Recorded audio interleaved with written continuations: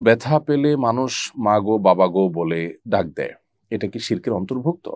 খুবই চমৎকার একটি প্রশ্ন মাশাআল্লাহ। ব্যথা পেলে বা কোনো কষ্ট অনুভব হলে অনেক সময় আমরা ও মা, ও বাবা বা বাবা গো, মা গো এরকম বলে আমরা ডাক দেই। এই ডাক দেওয়াটার মানে এই নয় যে আমরা বাবা কিংবা মায়ের কাছে সাহায্য চাই। তাদের কাছে অলৌকিক কোনো সাহায্য চাই, দূর থেকে তারা আমাদের কিছু করতে পারবেন এরকম বিশ্বাস থেকে আমরা বাবা বা মাকে ডাকি না।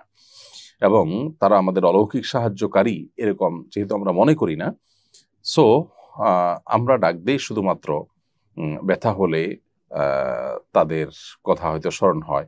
তারা অনেক বেশি মায়া করেন, মমতা করেন। সেই জায়গা থেকে তাদের আ তারা থাকলে চোখের সামনে তারা হয়তো স্নেহ করতেন, মমতা করতেন।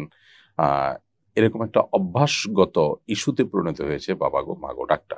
এখানে কোনো অলৌকিক কোনো ক্ষমতাধর বা আল্লাহর পর্যায়ে তাদেরকে রেখে সেই বিশ্বাস থেকে তাদেরকে ডাকা হচ্ছে এমনটি এখানে ঘটে না।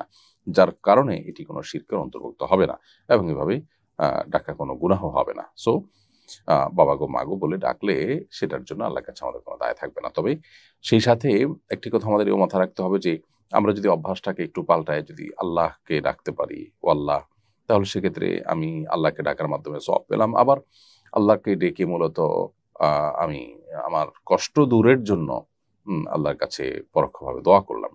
অতএব সেটা সন্দেহাতীতভাবে অনেক ভালো অভ্যাস হবে। সেটাকে আমরা গ্রহণ করতে পারি এবং সেদিকে যেতে পারি। কিন্তু বাবা গো, মা গো বা এরকম কোনো ডাক দিলে সেটা শিরক হওয়ার কোনো কারণ নেই।